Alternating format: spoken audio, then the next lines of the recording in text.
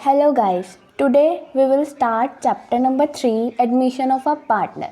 So इस chapter में हमें क्या कैलकुलेट करना है, न्यू रेशो कैलकुलेट करने के लिए हमारे पास 4 मेथड हैं. तो फर्स्ट मेथड क्या है, टोटल मेथड. इसमें हमें बुक्स में बहुत सारे मेथड्स हैं ऐसे ही, बट उसको दूसरे मेथड से कर रखा है. बट अगर आप इस वाले मेथड से करेंगे तो आपको क्वेश्चन और इजी लगेगा. So we will start total method में स्टेप्स के अकॉर्डिंग अगर आप करेंगे तो और इजी लगेगा. टोटल मेथड में टोटल 1, 2 और 3 मेथड्स हैं. फर्स्ट स्टेप क्या है, let the total part B 1. Then second method, remaining share is equal to 1 minus जो न्यू पार्टनर का आपको शेयर दे रखा होगा उसको माइनस करेंगे. देन जो उस माइनस करने के बाद आंसर आएगा उसको ओल्ड पार्टनर्स की ओल्ड रेशो में हमें कैलकुलेट करना है. Third step, A is new share, B is new share, जितने भी आपके पार्टनर्स होंगे उसके शेयर्स लिख देंगे. और उसको हमें क्या करना है, जो यहाँ पे कैलकुलेट करके शेयर आएगा माइनस करके रिमेनिंग शेयर आएगा उसको ओल्ड पार्टनर्स में करना है. जो ओल्ड पार्टनर्स में है उसकी ओल्ड रेशो में कैलकुलेट करना है. जो यहाँ शेयर आएगा रिमेनिंग शेयर लिख के मल्टीप्लाई बाय ओल्ड रेशो में. ओल्ड रेशो सपोज इसमें दे रखी है 2:3. तो ओल्ड पार्टनर मान सपोज कर लो 1/5 है तो मल्टीप्लाई बाय 2/5. तो 2/10 हमारा आंसर आ गया. तो ऐसे होता है टोटल मेथड. ऐसे हमारे सबके शेयर आ जाएंगे.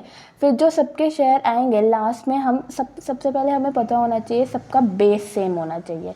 अगर बेस सेम नहीं है तो हम बेस सेम करेंगे, वो आपको नेक्स्ट क्लासेस में आपको पता चल जाएगा. बेस सेम होने के बाद जो ऊपर वाली डिजिट्स हैं वो हमारी रेशो हो जाएंगी. नेक्स्ट मेथड, एक्वायर मेथड की हमारे पास पहचान है कि उसमें क्वेश्चन में लिखा होगा एक्वायर, गेट्स, टुक, टेक, बोन एट्सेट्रा. ये हमारी एक्वायर मेथड की क्वेश्चंस में अगर ये सब लिखे होंगे तो हमें पता चल जाएगा कि वो एक्वायर मेथड है. एक्वायर मेथड में क्या है, अगर एक्वायर मेथड में 2 टाइप से आ सकते हैं question, if acquire in ratio या फिर फ्रैक्शन में आ सकता है. अगर रेशो में है तो हमारे पास 3 स्टेप्स हैं. फर्स्ट स्टेप क्या है, न्यू पार्टनर के शेयर के साथ इन लगा दो. इन लगा के ओल्ड पार्टनर्स में हम उसको डिवाइड करेंगे एक्वायरिंग रेशो में. न्यू पार्टनर का शेयर सपोज 1/5 है. इनका मतलब आप मान लो मल्टीप्लाई है. इनका मतलब मल्टीप्लाई करके उसको ओल्ड पार्टनर सपोज ए और बी है और एक्वायरिंग रेशो आपको क्वेश्चन में गिवन होगी. तो नेक्स्ट स्टेप मल्टीप्लाई करेंगे. जो न्यू पार्टनर का शेयर होगा उसको मल्टीप्लाई करेंगे. सबसे पहले सी एक्वायर्स फ्रॉम है, उसने ए से कितना एक्वायर करा, जो यहाँ पे शेयर आएगा उसको मल्टीप्लाई करेंगे. ओल्ड पार्टनर सबसे पहले ए का निकालना है तो ए से करेंगे, ए और एक्वायरिंग रेशो से मल्टीप्लाई कर देंगे. ऐसे ही बी का निकाल लेंगे. उसके बाद जो शेयर आ जाएगा उसके बाद एक्वायरिंग शेयर आ जाएगा. थर्ड स्टेप है माइनस कैसे करेंगे, ए इज़ न्यू शेयर. ये स्टेटमेंट आपको अच्छे से याद होनी चाहिए, इसके एक पेपर में मार्क्स मिलते हैं. इसके बाद ए इज़ न्यू शेयर कैसे निकलेगा, ओल्ड पार्टनर शेयर जो ओल्ड शेयर दे रखा होगा क्वेश्चन में माइनस एक्वायरिंग शेयर जो हम निकाल लेंगे. ये ऐसे ही इसके आंसर्स आ जाएंगे. नेक्स्ट लास्ट में आप रेशो लिख देंगे. वो आपको जब हम क्वेश्चंस करेंगे तो वैसे समझ आ जाएगा. अब इफ़ एक्वायर इन फ्रैक्शन के 2 ही पार्ट्स होते हैं. इसमें हमें जैसे हमने रेशो में इसको ऐसे किया है कि 3 स्टेप्स है. फर्स्ट स्टेप्स न्यू पार्टनर के शेयर के साथ मल्टीप्लाई करके ओल्ड पार्टनर्स एक्वायरिंग रेशो में. इसमें ऑलरेडी कर रखा होगा, हमने डायरेक्ट लिखना है मल्टीप्लाई करके.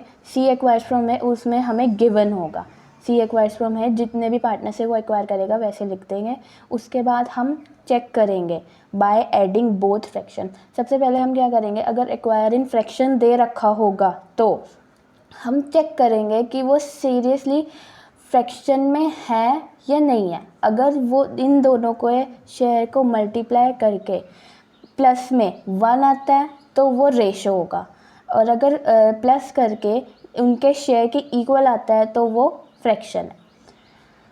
उसके बाद सेकेंड स्टेप है हमारा minus, A is new share, B is new share, सबकी स्टेटमेंट सेम है देखिए आप। और उस ए इज़ न्यू शेयर कैसे निकलेगा, old partner share minus acquiring ratio, ऐसे हम इन दोनों के शेयर निकाल लेंगे। चलिए अब हम करेंगे सरेंडर मेथड। थर्ड मेथड है surrender method. This is the most important method.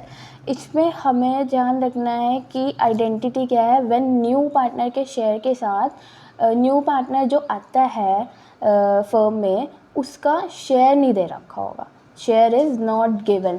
बहुत सारे टीचर्स कहते हैं कि एक्वायर लिखा हो, सरेंडर लिखा हो, तो ये सरेंडर मेथड है, ये एक्वायर मेथड है। हमें ऐसे नहीं करना, हमें कंसेप्ट क्लियर करने हैं। सरेंडर मेथड में आपको न्यू पार्टनर के शेयर नहीं दे रखा होगा। उसके स्टेप्स हैं हमारे पास, 2 स्टेप्स हैं।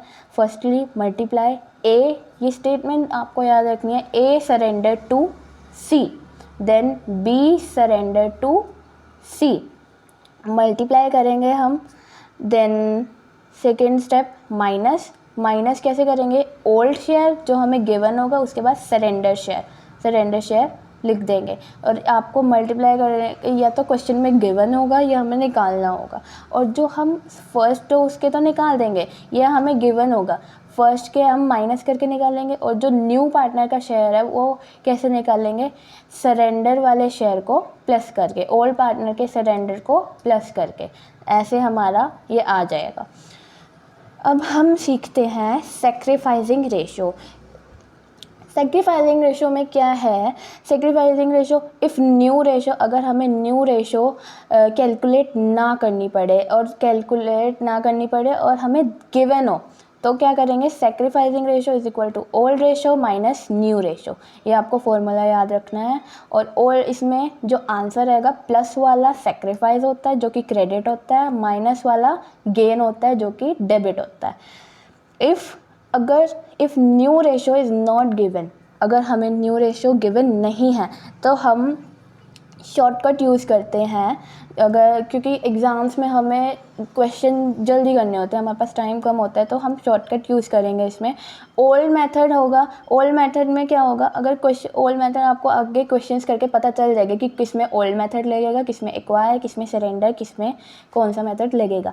अगर टोटल मेथड हो तो ओल्ड रेशो ही जो उसमें क्वेश्चन में गिवन होगी वही सैक्रिफाइसिंग रेशो होगी। अगर एक्वायर मेथड होगा तो एक्वायरिंग रेशो ही सैक्रिफाइसिंग रेशो होगी। और अगर सरेंडर मेथड होगा तो मल्टीप्लाई रेशो ही सैक्रिफाइसिंग रेशो होगी। ये आपको याद रखना है। इसके बिना कोई सैक्रिफाइसिंग रेशो के बिना क्वेश्चन नहीं होगा, तो आपको ये याद रखना है। तो फोर्थ मेथड है old partners future share method. This is also very important method. इसमें क्या होता है, क्वेश्चन में हमें गिवन होगा कि जो ओल्ड पार्टनर्स हैं वो अपने फ्यूचर शेयर के बारे में बात कर रहे होंगे, तो हमें पता चल जाएगा कि old partners future share method है। ये as it is total method की तरह है, बट इसमें थोड़ा सा चेंज है, तो हम देखते हैं। Let total part B 1 as it is total method की तरह।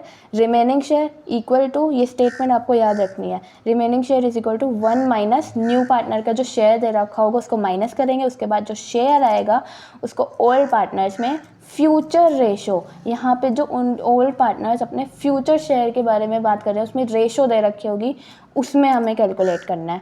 और जो ये अब एज न्यू शेयर कैसे निकलेगा, जो यहाँ पे रिमेनिंग शेयर निकलेगा उसको मल्टीप्लाई करेंगे फ्यूचर रेशो में। वो मैंने आपको टोटल मेथड में भी सिखाया है, और जब हम आगे के क्वेश्चंस करेंगे तो आपको क्लियर हो जाएगा अच्छे से, ये इसके शेयर निकल जाएंगे। अब new partner brings goodwill and capital in 3 ways. अब जो न्यू पार्टनर होता है वो आपको याद रखना है, क्योंकि अबे हमें इसके आगे एंट्रीज भी करनी है, तो हमें ये याद रखना है new partner brings goodwill and capital in 3 ways. वो फर्म में जब भी न्यू पार्टनर आता है तो वो कैपिटल लाता है और गुडविल लाता है। तो गुडविल वो 3 वेज में लाता है, या तो प्राइवेटली लाता है, या फिर ब्रिंग्स इन कैश, या फिर नॉट ब्रिंग्स इन कैश। और अगर प्राइवेटली लाएगा तो उसकी कोई एंट्री नहीं होगी। आपको याद रखना है, अगर न्यू पार्टनर गुडविल और कैपिटल ला रहा है, वो प्राइवेटली ला रहा है, तो उसकी कोई एंट्री नहीं होगी, ये याद रखें। When new partner brings his share of capital and goodwill in cash, अगर कैश में लाते हैं तो कैसे एंट्री कैसी होगी? Bank account debit to new partners capital account. Bank हमारे पास आ गया, बैंक अकाउंट को डेबिट कर देंगे तो पार्टनर क्या लेके आया? Capital, to new partners capital account. Suppose X है न्यू पार्टनर, तो to X capital account. Then next to premium for goodwill account. मैंने ये शॉर्टकट में लिखा है, पूरा लिखेंगे एग्जाम में, to premium for goodwill account. तो ये दो चीज़ें लेके आया, ये एंट्री आपको याद रखनी है, समझनी है, देन करनी है। उसके बाद हमें नरेशन ज़रूर लिखनी है। नरेशन क्या है? फॉर न्यू, फॉर की जगह बीइंग भी लिख सकते हैं। For new partner bring his share of capital and goodwill in cash. जब वो कैश में अपनी गुडविल और कैपिटल लेके आएगा तो ये एंट्री होएगी। नेक्स्ट, अब जब हम ये वाली एंट्री कर देंगे, हमेशा याद रखें इस एंट्री के बाद जब न्यू पार्टनर लेके आता है कैपिटल और गुडविल, तो गुडविल डिस्ट्रीब्यूट होती है ओल्ड पार्टनर्स में। और जब ये हमने करने से पहले, हमें इस एंट्री के करने के बाद सबसे पहले हमें क्या निकालनी है? सेक्रीफाइसिंग रेशो, फिर ये एंट्री हो सकती है। बिना सेक्रीफाइसिंग रेशो के आप नहीं कर सकते ये एंट्री।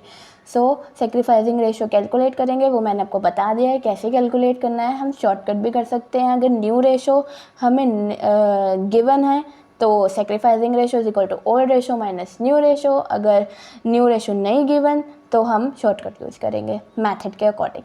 मेथड देखना है सबसे पहले कि क्वेश्चन में कौन सा मेथड कहा गया है।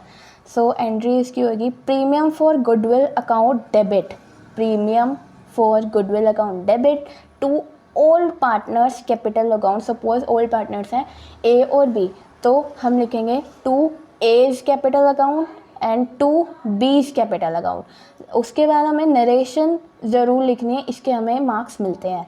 फॉर प्रीमियम फॉर गुडविल, मैंने शॉर्टकट में लिखा है, पूरा लिखेंगे प्रीमियम फॉर गुडविल, इसके मार्क्स कट हो जाएंगे अगर आप पूरा नहीं लिखेंगे। तो premium for goodwill transfer in old partners in sacrificing ratio, ये हमने इसकी एंट्री होगी।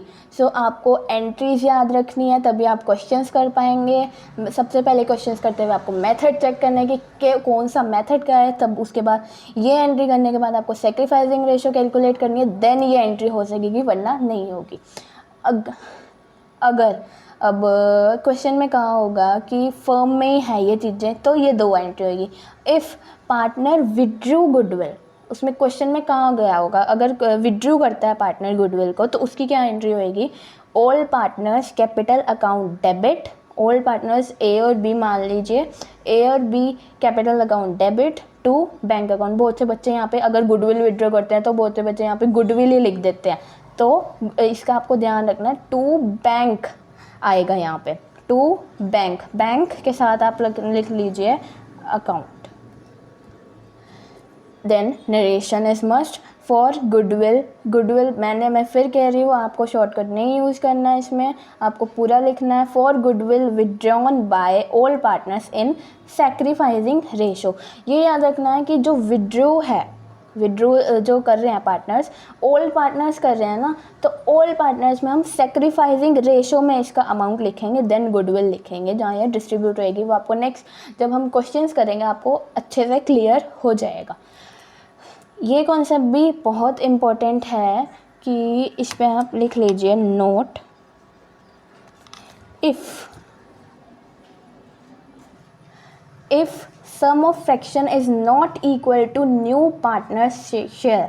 अगर मैंने आपको बताया था एक्वायरिंग मेथड में अगर सम ऑफ फ्रैक्शन नहीं आता हमारे न्यू पार्टनर के शेयर के equal, so it is not acquire in fraction, तो वो रेशो वाला मेथड यूज़ करेंगे हम, एक्वायर इन फ्रैक्शन वाला नहीं यूज़ करेंगे। आगे के कॉन्सेप्ट्स हम न्यू वीडियो में डिस्कस करेंगे।